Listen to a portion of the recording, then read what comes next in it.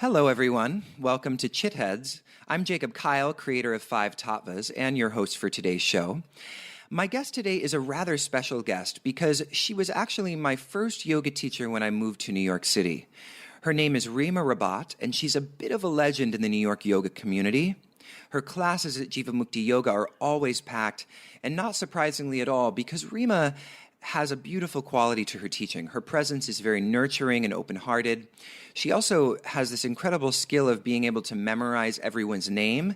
And she even can memorize those names often before a student will land in her class, even for a third time. And she's, just one of those yoga teachers who you really feel is striving to embody the principles of the tradition in her daily life. I got to talk to Rima about the story of her practice, her ideas of karma and emptiness, and also the virtue of Darshana, which is the ability to see the sameness in all beings. And we also spoke a little bit about the Middle East and what her thoughts are about the role of the yogi in global politics. Our conversation was so rich and open and interesting, and I really hope you enjoyed as much as I enjoyed recording it. So here you go, friends. Rima Rabbath of Jivamukti Yoga in New York City. Hi, Rima. Thanks so much for joining us. Thank you for having me, Jacob. So it's a really special opportunity to be able to interview today because, and I don't know if you know this, but when I moved to New York, you were actually my very first yoga teacher here. I had been living in the UK and I had encountered Jivamukti there. And that was really the first studio where I really started practicing like daily. And so when I moved here, it was obvious that I was going to go straight to Jivamukti, and you were the first teacher that I connected with. So it's really special to be able to interview you today. Oh, that's wonderful. I had no idea. Yeah. What a surprise. Yeah, thank you so much. But I remember you actually quite vividly. I mean, I can't remember exactly when you first came. It was a few years back. How long have you been here? I've been here since 2010. Okay, so about 5 years. Yeah. But I totally remember you. Yeah, you were a really special teacher to me. Thank you. And actually, one of the reasons why you were such a special teacher, and something that I actually would love for you to kind of talk about and sort of maybe give us a lens into how you built this incredible skill, which is your ability to memorize names. Because I remember it was really only a few classes into my time with you that you knew my name, you referred to me by name, and not only me, but also you referred to almost every person in your class, and sometimes this was upwards of 60 people. Your classes are so large. You knew all of these people by name. And it's such a lovely aspect of your teaching. So I'm kind of wondering, is this a natural skill, or did you cultivate that? It's an interesting question that I get asked a lot. I mean, I can say that it's probably a natural skill that I became aware of when I started teaching yoga. I do think having a name is very special. When you sing kirtan style, call and response, and you sing the nam, the name. It is said that those precious names like Krishna or Shiva or Durga, they contain all names. And I do believe that our names are contained in those, you might say, larger names. And so asking someone their name, I think, is very precious. It's been given to them, or they have chosen that name later in life. And it creates an intimate connection. Now, the trick, because I'm often asked, like, what's the trick? I find that the trick, there's no really any trick, but the trick for me, or what works, for what helps me remember a name, is being very fully present when someone is giving me their name or sharing their name with me. Often, yes, listening. Yoga begins with listening, and I've noticed that when I'm not present, someone could tell me their name, and a few minutes later, I totally forgot. And so the idea of being present is just such a beautiful way of living our lives. And so if I am able to be present when someone's sharing their name with me, then I can extend it in the future. And I think that there's a very intimate relationship between name and form, or sound and form, and how the two become one. And so when I remember somebody's name, when I see them, the sound of their name sort of immediately occurs to me because I've seen their form, and vice versa. So I think it's a very profound teaching, the idea of the world or matter being energy or sound. And I think we can start appreciating that the moment somebody gives us their name. Yeah, that's really beautiful. I don't think I've ever heard anyone compare learning someone's name to chanting the names of the divine in kirtan. And really what I hear you saying is that there is something about honoring the divine in each person that is what you're doing when you're really staying present to hear someone's name. Absolutely. It's the same way as namaste in a way, which is a way of honoring the divine in someone else. And just by listening to their name, you're honoring that in them. Definitely. Cool. So I wanted to talk to you a little bit about or hear about the story of your practice. So, when did you walk into your first yoga class? When did you start teaching? And really just the overall arc of your yoga journey. Absolutely. Well, thank you for asking. I started practicing in the summer of 2000. I came to New York City in 1995 to pursue my MBA with the Stern School of Business at NYU. And so, I'm totally a business person, and I studied economics as an undergrad and math, and then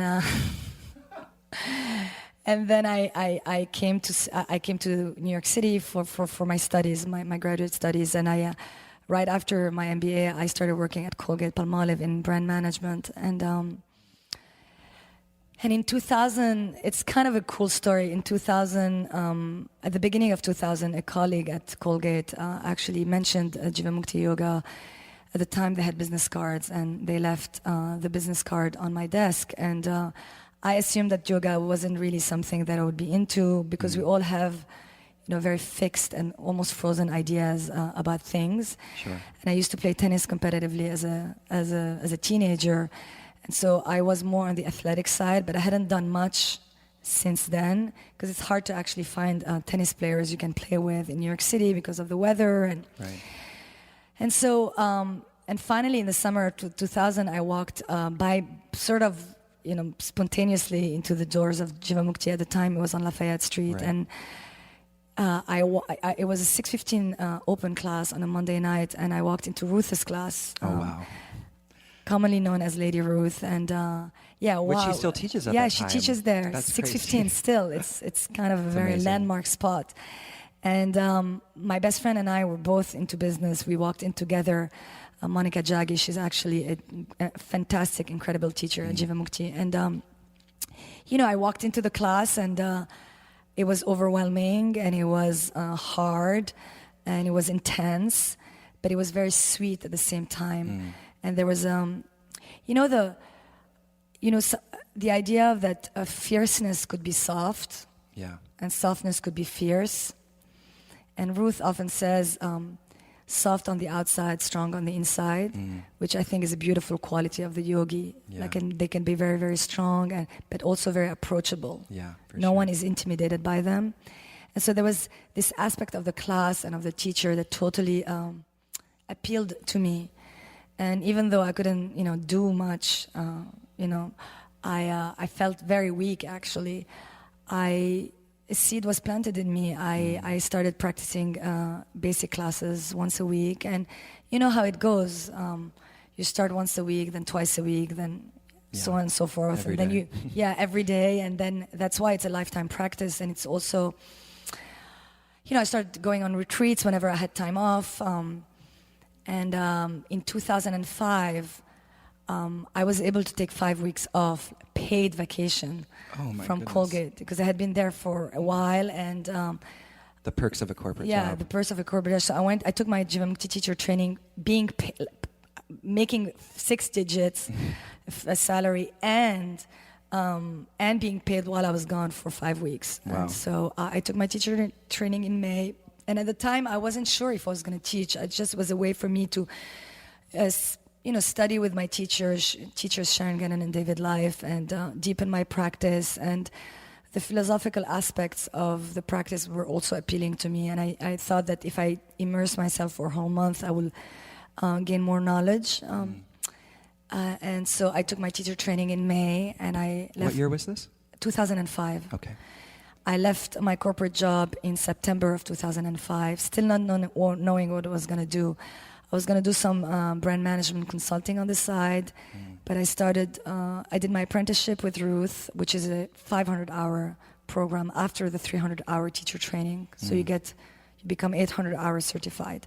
Wow. And while I was working, I started in summer of 2005, and then when I left my job, I really left Colgate with open doors, as they say. It was just, I loved what I did. I just wanted to explore something else, which really is, is God-given. It's a blessing. It's a blessing because, Osho, the great Osho, often says that how we end something, that seed is carried into the next thing that we do. Right. And so if we're able to end something on I would say, a note that is pleasant or precious, then that seed will be carried into the next thing. So, and that actually helped me in my moving into the teaching, my teaching aspect of my life through yoga. So I started teaching full-time at Jivamukti in February 2006, and I've been teaching there since then. And in fact, I still have the same slots and classes that I had when I first started teaching. Of course, I didn't have 7 classes on the schedule when I first started, but... that's a testament to how much you're appreciated at that studio. Yes, the studio, it's really also, I think yoga is so popular and, I always say that if you live in New York and you're a practitioner of yoga and you don't have a job and you have enough money to practice yoga every day, you could practice with great teachers everywhere, in different places every single day. You could take 3 classes a day with 3 different teachers and have an incredible cosmic experience. Yeah. So, but there's we foster, I think most yoga schools do that, but it's like the fostering of that very precious relationship between teacher and student is something that has encouraged me and allowed me to really stick to the method and to the student body and to my teachers, of course. Yeah, and well, one thing I really appreciate about Jivamukti is that they've really stayed true to the teachings. I mean, they're probably one of the only studios in New York City that really emphasizes the ancient texts, the Yoga Sutras, etc. And that seems to be a practice that it's being kind of left out in this new, very fitness-oriented yoga that we're seeing. So I'm wondering, do you have any comments on that, sort of observations? Do you think that this is a negative outcome, that we're seeing more yoga that is kind of shirking the philosophical heritage? I think it's a great question. I mean, when you think about Master Patanjali's Yoga Sutra and the 8-limb path or Ashtanga Yoga, not as a method, but as an 8-limb path or eight-step path, yama, niyama, asana, pranayama, pratyahara, and so on and so forth. And, there are 8 limbs, 8 practices, but they're all equally important. I mean, there's a sequence in the way you sing that verse and in the way Master Patanjali has laid it out for us, but there's no real order. And so I'm hoping that eventually, if one goes deep into one limb, the interest and curiosity about the other limbs will naturally arise. And so, the approach at Jivamukti is let's focus on more than just one limb, right from off the bat. I can't, as long as I would say that if one really practices yoga asana as it has been offered to us from the olden days. Asana means seat, and that's a very particular translation that Sharon Gannon and David Life have offered about the word asana, not merely expressing pose or position, but a seat or a connection to the earth. That sense of connection that one gains through the practice, through breathing, will sort of lead the practitioner to become curious about the yamas and the niyamas, about how they eat, what they eat, how they relate to others, how they can go inwards, how they can be still, how they can focus. So I don't want to look at it as a negative thing. I just want to look at it as perhaps just an entry point for many people, hoping that they'll move on to the other limbs or aspects of this 8-limb path. Yeah, I'm actually really glad that you said that, because in my own history with the practice, it was definitely that. I mean, I walked into a yoga class in a gym, and it was all about the next physical buzz, because I had been a gym rat for several years. And yoga was just something that was hard for me. It was very hard, very intense, because I was so tight. My body physically was so tight. But I left feeling this like profound, bliss, that, the yoga buzz that people often talk about. And I think that you're right, that it's just by being associated with yoga and all of the other things that were happening around that in the community, in the wider community, you just start to become influenced, and your subtle body starts to shift, and you become more open. I was especially when I started, I was very politically angry, so I had a very hard shell. And yoga really softened that a lot, and I think that you're totally right, that in this culture, in Western culture, we're very physical. It's a very physical culture, and yeah, if it works, it's upaya, it's skillful means. If it works, if it gets people's foot in the door, then hopefully, they'll encounter other practices that are a bit more subtle. Yeah, and then there's this, then look at you now, 5 tattvas and awesome practice, and, deep and very enthusiastic and curious understanding of these teachings. What I would love to hear about is your daily sadhana now. What does your practice look like today? Well, I practice I try to practice every single day. Mm-hmm. Where there's a few things that I do from an asana perspective. I practice Ashtanga yoga a couple of times a week with Eddie Stern. Oh, lovely. Yeah, and I've been practicing with him since I would say the end of 2007. And I started because it was my first trip in Mysore. Mysore was January 2008, and I've gone there 4 or 5 times since then. And now I also I practice with Rolf and Marcy, who are these amazing Ashtanga yoga teachers in Goa on Juna Beach. And they're like just so generous with their time and their assists and their knowledge. And so I started practicing with Eddie end of 2007, and it was good for me, one, because of the structure and the discipline, two, also walk into a studio where I wasn't teaching, so I could really be a student, an almost anonymous student, but not anymore because the yoga world is so small. But I enjoy the idea, and it's the basis of the Jivamukti method. Ashtanga yoga guru Sri K. Patabi Joyce Guruji is one of the 3 gurus of in the Jivamukti lineage. So I also practice, of course, Jivamukti yoga, which I teach, and so I take a lot of classes at Jivamukti with different teachers. I also practice on my own when I want to teach a sequence. I would recommend practicing what we teach. So we've embodied it, and then it comes out of us very naturally. So I do practice asana almost every day. I would say 6 times a week. I try to meditate every single day. There's a few days where I'm skipping it, but I can also, you too, yeah. And it's just, and I beat myself up, which is kind of it's kind of the game, or the not the game, but the game, or the hallmark of our human existence to, either beat ourselves up or blame others for something. And so we're constantly ping-ponging between these two things. Like when I say others, it could be time. Oh, I don't have enough time to meditate. Or I blame myself if I didn't meditate. But I do feel like what we say, and it may sound cliche, but setting the tone for your day by sitting still in front of an altar, ideally, or whatever represents something special to you, like a spot or a space that is clean, that is uncluttered, that is representative of your highest heart desires. Mm-hmm. And so I sing also on my harmonium, because as part of the method, Jivamukti method, we also, chant. Yeah. Which I love chanting. Thank you. I love chanting, and it's I was always self-conscious because I have such a low voice, and of course there are certain chants that I can't, imagine myself singing because the notes are so high.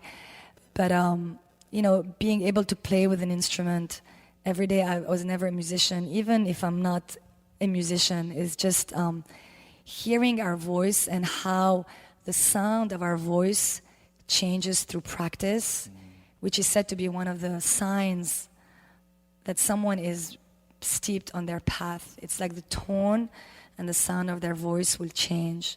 And That's so interesting. and what you said earlier about being politically angry, I think, often anger comes out through the way we speak or the tone of our voice. Sure.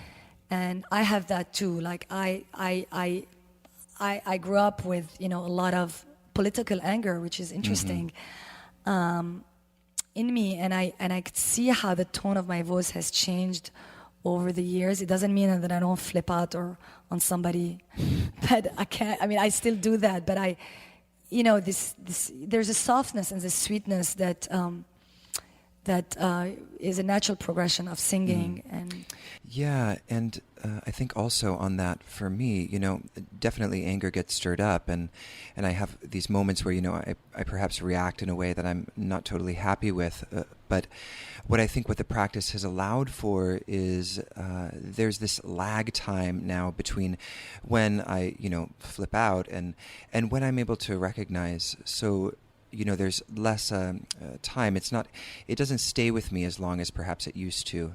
And as long as we can let go of this idea that we have to be purified of anger in some kind of, puritanical way, then it's really about, shifting our relationship with those things that we perceive to be, quote unquote, negative. it's beautiful. I mean, it's beautiful, and I think anger is energy. And the Buddhists say that the wisdom aspect of anger is clarity. And so if you're able not to act upon it, or that lag time you're talking about is shorter, we're able to convert that energy into something that is Less divisive. less maybe. decisive. And Dr. Martin Luther King is a perfect example of it, of that, like turning his anger into something that has benefited the world. And so what you said about, which I loved, it's all about our relationship to things, to qualities, to people, to ourselves, and how we relate to something is really what is impacting our experience. Yeah. And relationship is the motto of our lives. Like we're constantly in a relationship. Even when we're alone, we're in relationship with our thoughts. Yeah. So I think, And if we can almost think about our thoughts as people, and just have compassion for our thoughts, kind of as you would a friend, even when those thoughts maybe don't smack you as the most lovely thoughts. Yeah, embracing the demons, and it's and thoughts are matter, thoughts are energy. At the basis, thoughts are energy that were transformed into very fixed ideas about ourselves, about the world, about others. So relating to them, literally shape our bodies. yes, and literally, and what you said, relating to them as people or as others is just it's really brilliant. Well, thank you. So on that topic a little bit, and I think we're kind of segueing nicely into this, one thing that I've observed about your class that I really love is, my observation of Dharma talks is that they're a delicate thing, right? So Jivamukti teachers seem to do them in general quite beautifully. But sometimes there will be a Dharma talk, and maybe it's because I'm I've been socialized to be a little more skeptical. But there's times when I'll be listening to a Dharma talk and I'm a little bit on edge, because maybe the teachings are being dumbed down a bit, or there's kind of a preachy quality to the Dharma talk, or I just don't feel like it's coming from an authentic place for the teacher. But with you, I love to hear what you have to say. I'm never uncomfortable when you start to talk about your class, because you really speak from this very honest, open-hearted place about your experience. And it shows that you're really, and even in this conversation that we're having right now, I can see how embodied this is for you. So I would just love to hear, maybe a few examples, and you can launch into a Dharma talk if you feel like it, but a few stories from your life where you saw the yoga teachings reflected in your experience. Okay. Well, a few things. I have to say that, it's a two-way relationship, and the students who have come to my classes have invited me really to remain open and approachable and unguarded, and to realize the the strength that comes out of exposing yourself without uninhibitedly, really, and unapologetically. And we spoke about relating to things and to others earlier, and it's how we relate to one another's and to one another, and people see themselves in you, and I see myself in others. And the biggest teaching of yoga, I think, is implies others. And if we can reach that point of sama darshana in Sanskrit, sama is same, drish means to see, so same seeing, or doesn't mean that the world is going to look bland and not versatile and not colorful and not varied and not beautiful and filled with different species and wardrobes and all of that kind of stuff. But the idea of samadarshana is like something of the same in others. And if you can see that, when someone can really relate to you, everybody is suffering, everybody has had moment of self-consciousness, everybody has had a moment where they felt like a failure, everybody has had a moment where they felt on top of the world, everyone has had a moment where they were total bliss and happy.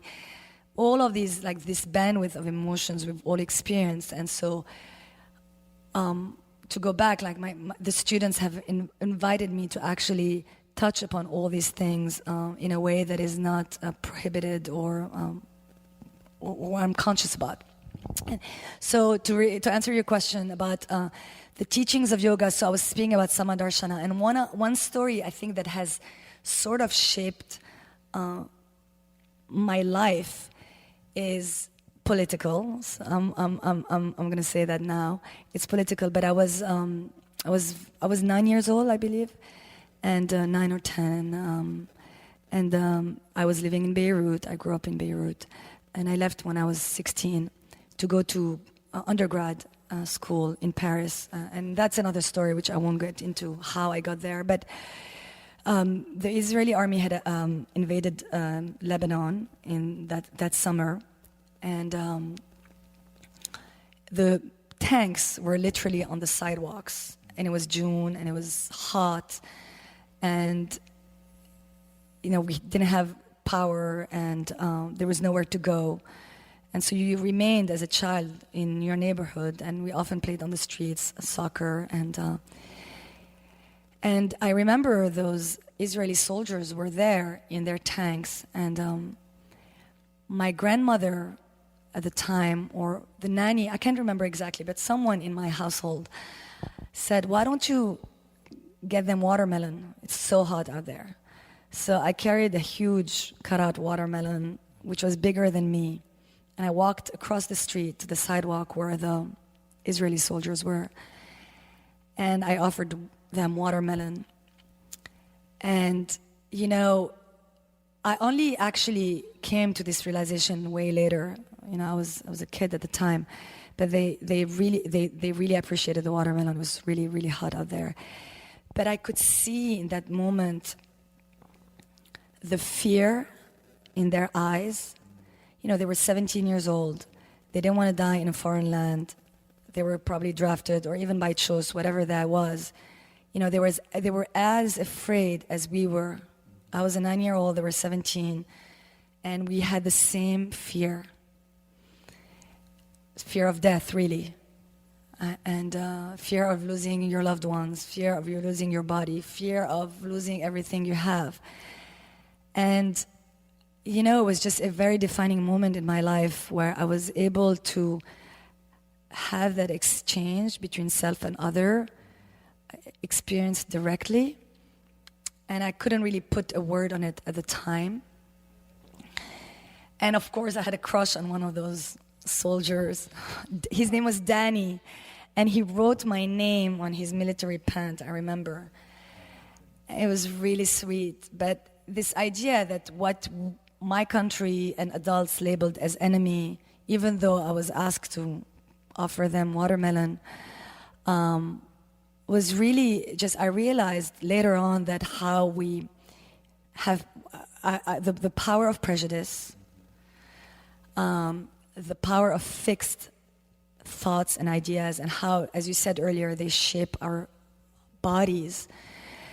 And I also realized that the power of connection through suffering, which I think is like the basis of the Buddha's decision to walk out of the palace as Siddhartha. It's like when we have a broken heart, or when we suffer, we're really all the same, fully naked in a way. And so this idea of Samadarshana, I had a glimpse of an experience at the age of 9, 10, but it stayed with me. And of course, I wish I could have Samadarshana all the time, but I'm not there, and I don't know if I'll ever be there in this lifetime. But the idea that moment was really totally affected me, and it's just like I cherish this moment. I'm gonna tear up, but I cherish this moment so much because it helped me tremendously. How old were you? 9 or 10. Yeah. So you had those wisdom seeds early. I mean, I don't know. At the time, I just didn't. I mean, this is a teaching that really came to me much later, but that moment was a total landmark in my upbringing. I think that's such a beautiful and powerful story, and Samadarshan seems to be such an important teaching, especially in Western culture, because really, at least from my perspective, it seems like we're socialized to, look at ourselves as different from other people. I mean, our culture is really about a culture of difference and defining yourself in contrast to others so you can stand out. And, we're always trying to look for qualities that make us special. Not that we're not special, but I mean, that's really the kind of cultural value system. So to have a kind of virtue or teaching like Samadarshan seems so appropriate for us who are kind of surrounded all the time by this cultural compulsion to just see difference around us rather than also sameness. And it's not to say that differences are bad, but it's it's just one layer. Yeah, one layer, exactly. And as long as we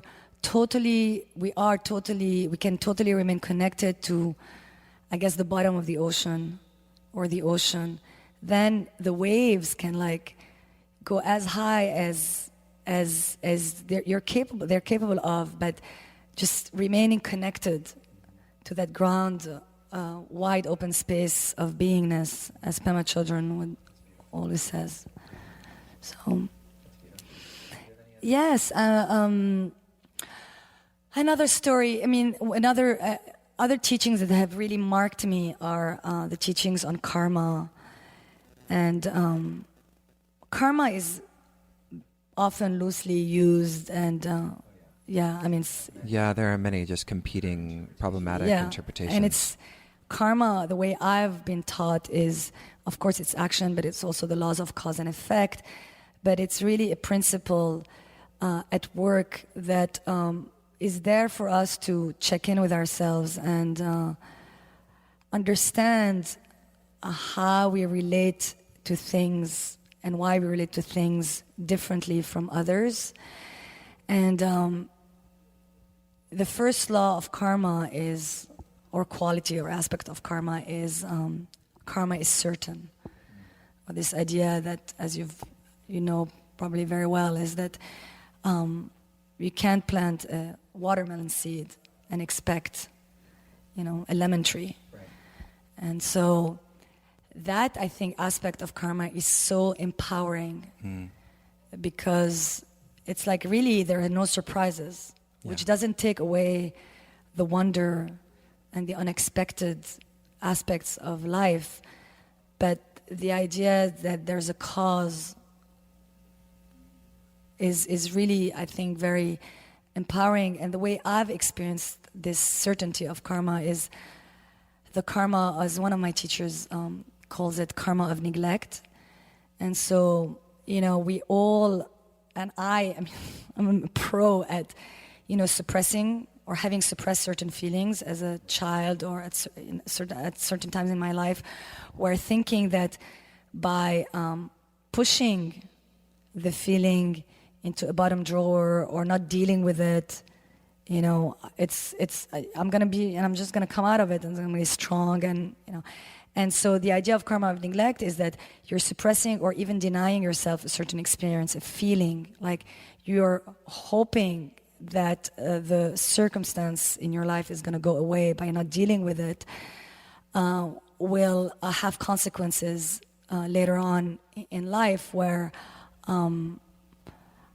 me neglecting certain feelings or of who I was at a certain age is gonna cause me to experience life in a certain way later on. Yeah.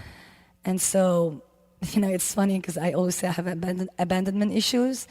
And so it's, not dealing with my abandonment issues when I was younger has caused me to really freak out when someone leaves me, or whether someone leaves their body or someone leaves me. And so it's that aspect of karma has really touched me personally. And the second law of karma, there are 4, but I'll go through first. The second is that the karma expands. And so one small thing, one way of, if we react to something habitually, the more we react to it in that same way, the bigger the effect. And so that other teaching has really impacted me, like karma, and the way I experience my reality right now. It has something to do with how I related to certain experiences in the past. And so I think what's incredible about yoga is like just the aspect of watching, or the instruction of watching your breath on your yoga mat is an act of observation that can allow you to observe the way you're meeting your current experiences in life right now. And that will tell you a lot about how you dealt with things in the past, and will give you the opportunity and the power to redirect your future. I mean, I tell myself good luck, but at least it's imprinted in me. Yeah. Yeah. Yeah. So, It's a challenging practice. And, I would love to hear you talk a little bit. We mentioned how karma has been somewhat misinterpreted, at least in relation to how we like to think about it. And one of the ways that I feel like that's being done is this kind of teaching of karma as punitive, as kind of a punishment. That's karmic payback. You hear things like this. So I'm wondering if you could just kind of clarify what's the difference between this approach that you're talking about and that approach. I mean, first of all, who are we to judge? Mm-hmm. And even when it comes to ourselves, like beating ourselves up, I must have done something, bad in the past to deserve this in my current experience, is really not the way to go. Because not only karma is certain and it's expensive, but it's not linear and it's not instant. Right. And it's much more complex than, I did A and I'm going to get B. Right. And so I think it's really a consideration more than a punitive statement. Mm-hmm. Can I consider how my thoughts and my reactions have something small to do with the world that I'm experiencing right now? So maybe it's not 100%, but it has something small. And I think it's, instead of being punitive, it's shifting that to a more softer, tender approach towards yourself. Like, I blew it up at some point, maybe, but can I be compassionate towards myself for having blown it up, or someone else having blown it up, rather than really, you deserve this, and you're gonna you're gonna go to hell. Rather than, I think it's just, it's really an awakening to the complexity of our human nature, and how we all fuck up sometimes, and we all fall in love with others, and we do the best we can, and we're complex. It's not, and I think when we can approach ourselves and others with more tenderness and affection and a broader view of the complexity of what it's like to be human, then you just relax a little bit, rather than pointing fingers and being punitive. Yeah. Yeah, it's sort of one thing you said about what, small contribution you're making to kind of the state of things. It made me think about, there's this one, he's a Western academic, his name's Slavoj Žižek, and he mentions how, several different ways, he talks about how, the king is only a king because the people recognize him as king. If all of a sudden one day everyone decided the king wasn't the king, I mean, there would be no empire. So there's this way in which every day we're making a small decision just by responding to the world in the same way that we've been socialized to respond. We're co-creating that larger experience, and so the question becomes, what small things can we start to do every day to create a sea change? Because it really does. Oftentimes it can start with just that small, trickle of an influence coming from one person that can make such a dramatic change. And that to me seems like, a beautiful way to look at karma is, even when you're in an asana class, as you said, you don't plant a watermelon seed and expect to get an apple tree. And when you're moving through asanas and you're cultivating space in the body, you're creating the foundation for a particular experience. And so it's scientific, really. It's cause and effect. It's absolutely, and it's the idea of imprints is so potent here. It's like you said, like every time you create space, you're creating the foundation or laying the foundation for a certain experience, and it's that idea of you're watering that seed so it can grow. So there are certain seeds we can water and other seeds that we can water, and what kind of seed are we choosing? And the idea of seed, like everybody can visualize a seed, it's very, very, very small. Mm. And so there's a very humbling aspect to this, I think, that it's small, that you don't have to do, something huge in order to change yourself or the way you perceive others. Revolutionary actions can be very small. Yeah. I mean, wars can be started with one idea or thought, and peace as well. Yeah.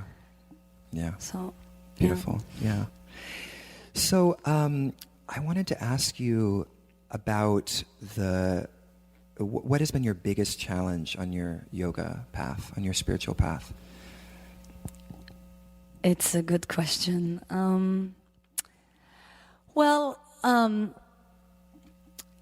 For a while, I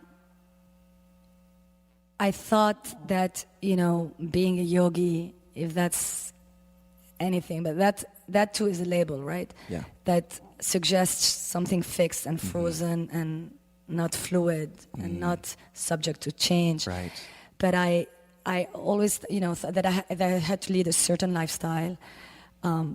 That every thought, like you said earlier, has to be pure.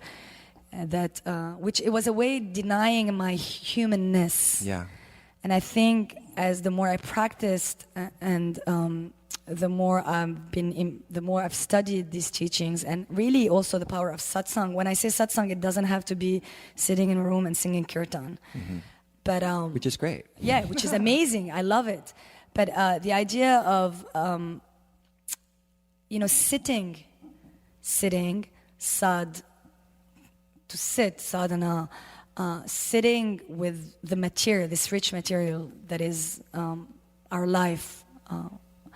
This rich yogic material, I learned that I don't have, that they're not these my humanness and my aspiration to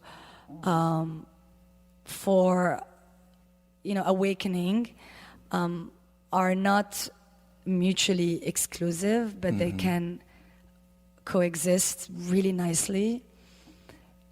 And we're in the world, and I love the world. Me too.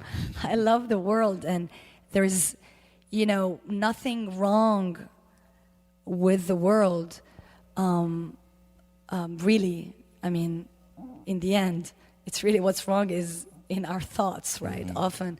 But the idea of my biggest challenge at first was to I was differentiating the two paths, like my life and my yogic life, and but then eventually I realized that they can, as I mentioned, like work in tandem, and I could be practicing on my mat, but doesn't mean I can't go out and party. I cannot not have coffee. Right. I mean, I'm known to love coffee. As long as I understand what I'm doing while I'm doing it, I have to say that becoming a vegetarian wasn't I thought would be a big challenge for me. But in fact, it was, just to go back to our earlier conversation, how one aspect of the eight limb path can affect other aspects, is becoming vegetarian was really a natural progression of my practice. So to answer your question, like the challenge that I first found or came across on my journey has sort of have softened. I'm sure there are other challenges that I'm facing every day. Like one challenge is my impulses, it's like habitual reactivity. I see myself reacting habitually to certain things. And you spoke about gap and lag time earlier, and if I can the sooner I catch myself, that alone is a huge achievement on the journey. Yeah, it's the fruit of the practice. So the idea of even catching myself, I'm not even saying, okay, I'm never going to go there, but catching myself with awareness, and recognizing and accepting and embracing these parts of myself that are impulsive and reactive and so very human. Yeah, well, I'm glad to hear that you're human too. Please. Okay, so I want to go ahead and shift gears just a little bit and talk to you about the Middle East. And I have a few different questions about that because, as you mentioned before the interview, you grew up in Beirut, you're from Lebanon. And we had talked before we started recording about how, you weren't raised in a Muslim household. It was a relatively secular household, in fact, but you did have a stepdad who was Muslim. Obviously, you were surrounded by Islam. So I'm kind of interested, and this is based on a recent experience that I had. I'm interested in hearing what your thoughts are on the conflict between, if you see one, Islam and yoga philosophy. And I asked this question because I was in a taxi cab the other day with a really lovely Muslim cab driver, and we got on this topic of Islam versus India. And I don't know how this topic came up, but he was talking about how silly and weird the Indians were.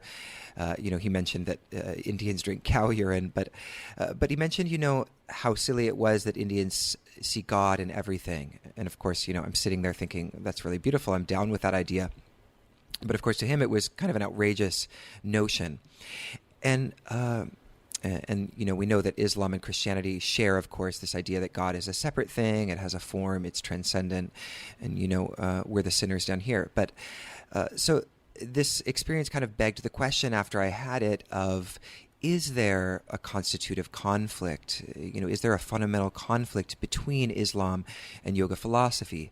Or could there be, for lack of a better term, an Islamic yoga?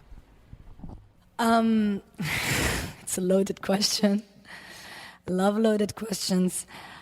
I mean, I haven't read the Quran, so I can't, speak intelligently about the text per se, but a few things that come to mind. One, because of our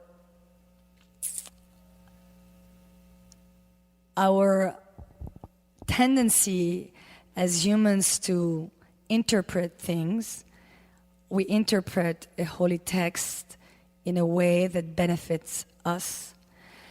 And so the words of wisdom and of love and of compassion, I'm sure, and of in all things and all beings, I'm not sure, I can't say for sure, but I have a hunch, are embedded in that particular Islamic text. But then it's been interpreted in a way that has moved away from the essential teachings of the Prophet. And so, yes, I think Islam and Christianity have God in form, But even, and again, I haven't read the Bible or the Old Testament or the New Testament, so I can't even speak intelligently about those texts either. But I also think that these wisdom texts, if you really read them without subjectivity superimposed above them, also have that teaching of God or love, compassion being in all things and in everything and in all beings. So that's kind of the premise of the way I'd like to view these religions. But then if those texts are interpreted differently, like the Quran and Islam is now like God should look one way, and if you're not Muslim, you're heretic, or you're not a child of God, etc.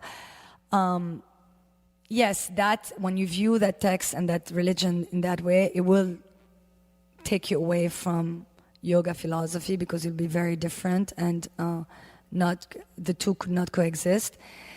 But again, that doesn't see like obviously a lot of Muslims practice yoga, and my hope is that these students and teachers would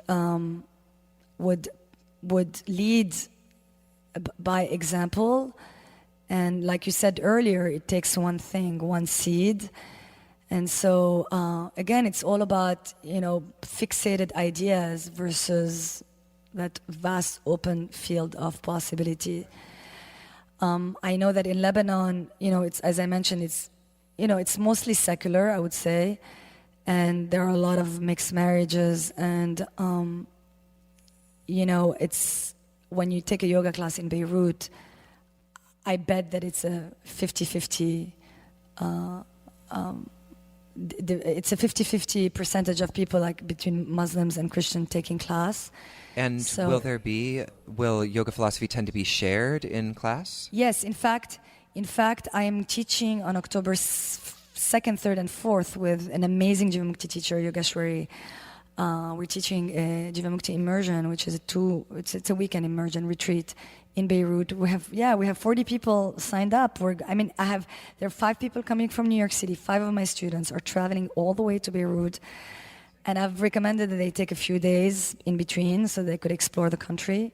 And the situation in that part of the world is not at the time. It's a bit iffy right now, but still these students and people and friends are coming down. I'm flying out on the 30th of September. And so yoga is quite popular in Lebanon, and again, it's a start. So but again, and the other thing that I would like to say, I think you've inspired me to remember that, is that yoga is not a religion. Yeah. Yoga is not a religion, and we have that concept of Ishwara. Vara is to choose, and Ish is Lord, or... So you can choose who you devote yourself to. In the Yoga Sutra, Master Patanjali gives us that choice. Like, you can choose who you devote yourself to. It could be Muhammad, it could be Jesus, it could be Shiva, it could be Krishna, it could be Moses. It could be any being that is going to uplift you. You can choose to devote yourself to, and that will be an act of devotion. So what you're saying is that Ishvara really is a placeholder for the object of devotion. Exactly. It's a placeholder. Yeah, I love this, because I actually struggle with Ishvara, and actually my partner and I often have disagreements about this, and his interpretation, or the translation that he often shares, is Ishvara is the supreme controller, which is a translation that's found in many places. But I really like this more kind of etymological translation that you're offering of Vara is to choose, and Ish is Lord or Master.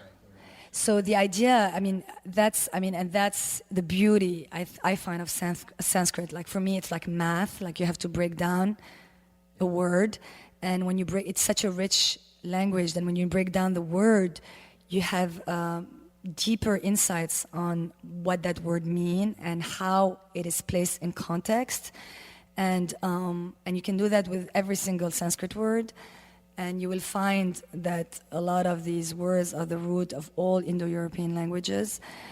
And the way my teacher Sharon Gannon translates this particular verse, which is in verse 23 in the first chapter of the Samadhipada of the Yoga Sutra, is by giving your life and identity to God, you will obtain or gain the identity of God. But I loved what you said about placeholder, because it's exactly what Ishvara means. Yeah. Yeah, that's beautiful. I'm so on board with that translation. Awesome. Awesome. Another question I wanted to ask you about, and this comes from my own observation of the yoga community, and I'm going to mention Syria, but of course I'm really kind of referring to these more global crises, in general, where devastating violence is happening. And what I see, and what we talked about this a little bit before we started recording, what I see often in the community is a diluted sense of the yoga teachings as being about just being joyful or harmonious or happy. And so what I see sometimes when one encounters this profound violence that's happening in the world, then there's this compulsion to kind of shy away from that, because we don't know how to reconcile that violence with this idea we have about yoga being, just about being happy or harmonious. Because, how could you be harmonious about this? It's so devastating. And so the response then is, or the reaction is to not think about it, right? Which, is of course maybe an issue that we have in general in American culture, I would say. So with regards to something like Syria, what is the responsibility, if you see any, what's the responsibility, or how, in your view, should yogis respond to events or situations like this? Well, embedded in your question, the idea of response requires or implies action. And one thing I wanted to say is that inaction can be action. Inaction is action. Now, it could be conscious inaction or unconscious inaction. And not wanting to deal with something is often unconscious. It's like suppressing something, as I mentioned earlier, into the bottom drawer because of the, not being capable of dealing with it, or thinking that it's going to disturb what Master Patanjali speaks about, chitta prasadanam, which is a blessed or a serene state of mind, which is what the concept of shanti is. And shanti is peace. It's loosely translated as peace, but we don't really have a word for shanti in English. But it's is the kind of peace or serenity that is not dependent on external circumstances. Right. So you could still be walking through a checkpoint or a war zone or watching devastating events on TV and maintain that serenity of mind because you understand that it's you can project it out from the inside. And so I think, yogis have all the way since the beginning of time, yogis have been political beings, very much concerned about their environment, how they live, and where they live. And I think it's no difference nowadays. Like, we live in the world, and if you're watching something that might seem very remote to where we live right now, it's still happening in our world. And I mean, the ways the yogi can respond is there's a myriad of ways, but denying that it's happening, or not wanting to deal with it, not wanting to read the newspaper. I mean, I have that often, like coming from Beirut, just like the last thing I want to know is what's next, what's going on. But doesn't mean that it's not happening. Right. And, we're immersed in the world. And so, first thing I would say is recognizing that the microcosm and the macrocosm are one, that if it's happening in our world, a seed must have been planted in our mind for us to even be exposed to it. Yeah. And to consider how, where there is violence in our own lives, it could be in speech, it could be in the way we, someone hits you when you're walking down the streets of New York. I mean, I see myself, someone elbows me by mistake and I give them the look, that's violence. Someone takes a cab away from you while you've been standing there for 10 minutes and you just give them the look or curse them or whatever, that's violence. And all these things are, I think, interrelated.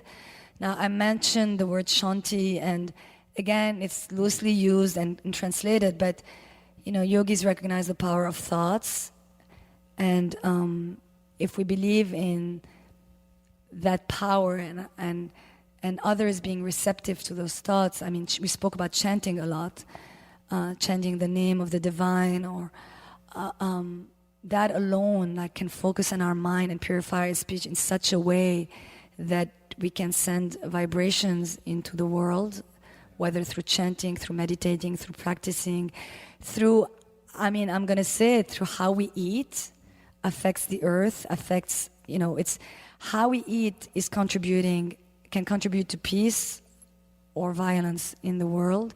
And so there's a myriad of ways of how we can respond. But we spoke, you and I, earlier off record about, Syria specifically and Iraq, and what's going on in the Middle East. And, the idea of people being kicked out from their own country. And I am privy to that because my country, or where I come from, where I grew up, Lebanon, is a very small country, tiny. There's 4.5 million Lebanese. There are more Lebanese abroad than in the country, but we have 2 million refugees, Syrian refugees. So you can imagine the population expanded from 4.5 million to 6.5 million, but there's not enough water, food, electricity to sustain all these people. And I think there are so many countries in the Arab world alone that are so rich and have so much land, and they could, welcome a lot of these, refugees into their land, the way Germany and Sweden are doing. So opening up, we, in the face of adversity, in the face of suffering, we're so quick at closing. With bending walls, guarding ourselves, thinking me. Can we open when the world pushes us to close? Yeah. And I'm saying, when I say opening, borders, opening our minds, opening our perspective, opening up our capacity to welcome others energetically and physically and mentally. And so I think it's a practice. To remain open is a practice, and it's a political practice. I think that's so amazing. I love the way you put, practice of opening when the world pushes you to close. I think that's such a powerful kind of notion.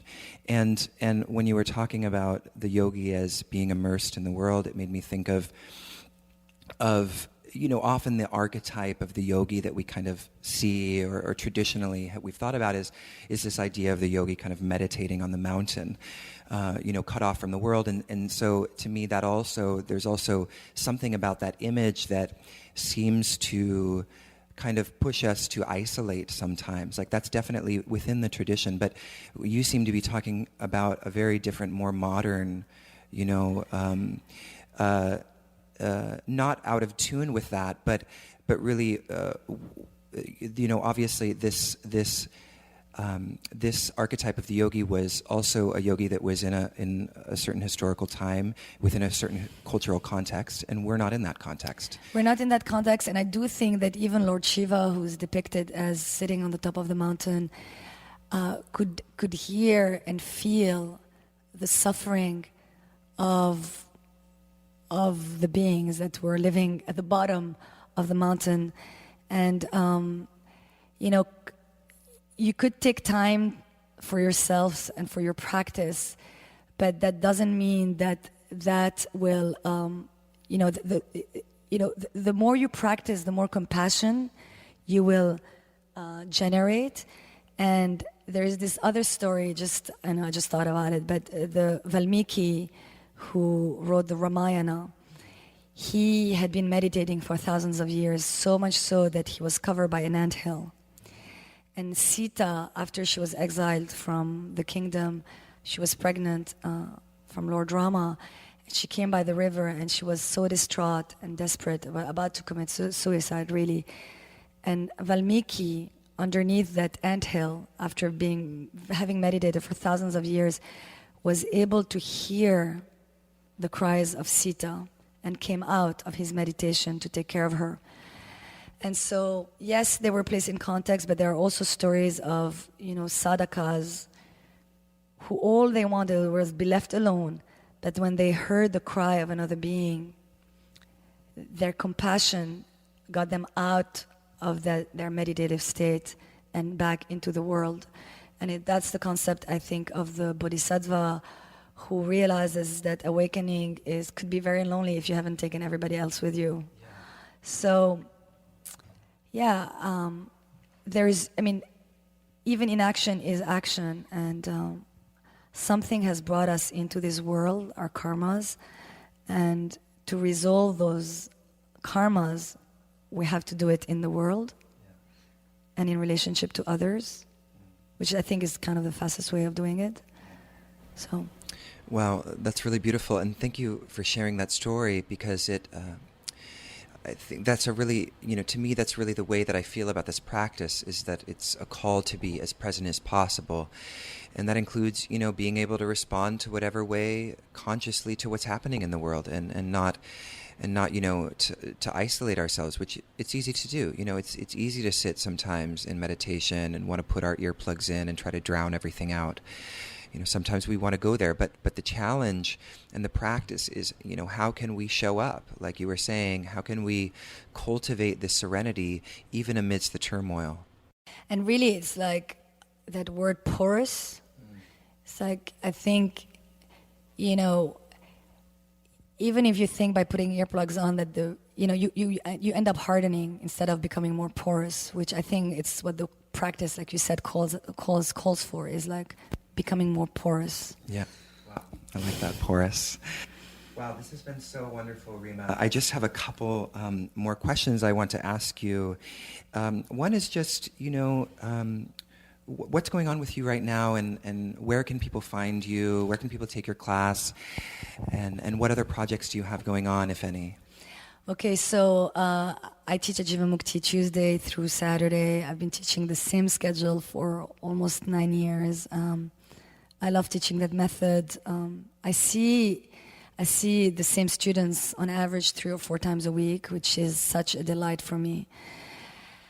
I sub at Kula Yoga Project from time to time, at least for now. That's what I'm doing. I'm actually going to be teaching, and maybe I'll be on the schedule later on. I don't know, but I'm also going to start. I believe it's going to be the first Sunday of every month, teaching a steamy sunset 1 hour and 15-minute class at IMU Studio. My dear friend Lauren Parato has created. We both did Conquering Lion. Oh, really? Yeah. Oh, you did. Oh, I didn't realize you did. That's the training you've taken. Oh, wow. Oh, no wonder you're like so immersed in like those Buddhist teachings too. Now it's like, oh, yeah, okay. Yeah, we didn't have any choice but to be immersed. Yeah, I know. It was amazing. Of course. Yeah, I've known Kelly for years. So Lauren has asked me, to teach there for quite some time, and we just came up with this concept. And because of my schedule, I can't, teach every Sunday, but we're going to start with 1 Sunday a month. I'm not sure, it's going to be probably around 5:15, 5:30, sunsets, steamy sunsets, and on Sundays, the first Sunday of every month. I believe I think that's going to be the date. And I've been working on my website for like a century, and it's called Sukh of Rima, and the concept is not completely crystallized, but the idea of Sukh is, I think, beautiful. Since we've been talking about the Middle East, traditionally Sukh is a center place where people come together and put aside their tribal differences and their religious differences and their social differences and gather to exchange traditionally goods. But it's a meeting point. And in Sanskrit, Sukh, S-U-K-H, Sukh, if you were to translate it or write it in English letters, means centered in joy, at ease. So this idea of being in the center of something that is spacious and comfortable and solid as strong. And so Sukh of Rima is a virtual platform, but it will also extend to a less virtual platform where we come together to exchange goods, information, energy, and and products eventually. So it'll be basically it's nothing special about this website other than it being my first online presence, and I'll share my playlists on it, maybe certain quotes from my classes, my schedule, but also it's a launchpad for hopefully actual events that I will do, not virtually. Yeah. But that sounds great. yeah. Will you just spell the website so the listeners... Souk of Rima, yes, please. Thank you. SOUKOFRIMA.com, soukofrima.com. Okay, great. It's a good question because souk could be written different ways. Yeah, in I was English. listening and I was thinking someone I mean, might it could be confused. literally it could be rimayoga.com. It just happened to be Souk of Rima because I love the idea of a souk. Yeah. So no, that's really powerful. I love that. It's not an informational website the way yours is, Five Tattvas, which I want to plug in your website, which I think is fantastic. And the idea of sharing these teachings in a way that is accessible is so wonderful. And Thank you. Thank you. You're doing it for students and teachers of yoga. It's absolutely Thank wonderful. you so much. Yeah, I mean, that's just my hope is to... Because I just feel like, as we were talking about earlier, the teachings are being shirked a lot, and we see a lot of, there's a lot of beautiful yoga lifestyle blogs, but there's the depth of the tradition is not very well represented in my perception. So it's really about prioritizing that depth and giving people an opportunity to see that to go that deep doesn't have to be a hyper abstracted thing. We definitely have some writers, of course, writing on some concepts on the website that are challenging, but always in a way, hopefully at least, it's my intention, that it's always in a way that people can really sink their teeth into and start to see how they might apply that to their own practice. So I'm really happy that you like it. Yeah, I really like it. Thank you. Yeah, so the last thing I wanted to ask you, one of the things that I'm offering to, I call them the Tattva tribe, which is, the community of people we have on our website, is what I call the Embodied Philosophers Library, and it's basically an annotated bibliography of yoga philosophy and wisdom books. And, annotated bibliography just means, for those who don't know what that means, it provides a summary of the book, so you can read it and you don't just get the title and the author, but you also get a short summary of what the book's about, so you have more information about whether or not you might want to read it. So I've made it at this point it's about 12 pages long, and eventually it will be much longer, because I'm asking everybody who I've been interviewing if they could please offer or mention 2 or 3 books that we could maybe put into that library and share with others. So what would those 2 or 3 books be for you, Rima? Yes, absolutely. I'm just not going to go as traditional as probably I would have suggested. The books that I would have suggested at teacher training, the Jivamukti teacher training, which some of them are compulsory, which I can share with you as well. But the books that come to mind is one, it's called Death Must Die. And that book changed my life. It's the autobiography of it's like a journal of Atmananda, who was one of the devotees of Ananda Mahima. So it's a journal, so it's huge, it's like 900 pages, but because it's a journal, you can read, like one day at a time, like her entries, daily entry at a time. You don't have to read the whole book. But to me, what that book got me to think about is like the struggles of a practitioner, or the challenges, like you asked. Whether you're a sannyasi, someone who's taken certain vows, or someone like you and I, the struggles are the same. Like we spoke about anger, Atmananda really had to deal with anger, and her relationship with the guru that she found. She used to be a student of Krishnamurti at first, and so it's a beautiful, I love, and actually that book got me to visit Ananda Mahima's ashram in Haridwar, northern India. I went because I had read that book. It's amazing. And Death Must Die, it's really the death of the ego. So that's one book. Another book, any book from Pema Chodron, I think is... she's perhaps one of the most influential teachers in my life. We have When Things Fall Apart. Yes. On that list. Do you yeah, actually, well, the first book she's written is The Wisdom of No Escape, which is brilliant. And then she has also No Time to Lose, which is you'll appreciate that because of your training. It's it's Master Shanti, her commentary on Master Shantideva's verse Bodhisattva, the way of the Bodhisattva text as it relates to the kleshas or the mental afflictions. And so she goes verse by verse. It's amazing. And so it's, I would say, no time to lose. And her last book is really small. It says fail, and fail better again. That's the name of it? Yeah. Fail, Fail, and fail better again. It's about failure. Yeah. And she's so hip and such a rock star and so wise. Like she mentions Beyonce's video in that book. I mean, we're talking about Pretty Hurts. Oh, okay. Yeah. But the idea of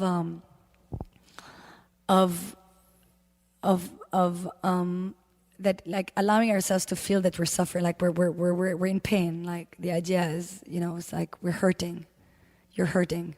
That's all. Like stay with that feeling. Wow, that's great. Thank you so much, Rima. This has been such a pleasure to talk to you. I think we've covered some really beautiful topics, and thank you just so much for opening up your heart for this podcast. I can't wait to go to your class again soon. Yeah, I can't wait to have you. You just thank you for putting me in such ease, like making me feel at home with you and allowing me to speak in a way that is just natural. They say that when someone is speaking, they give the best teachings when the other person is listening, and so it's really a mutual.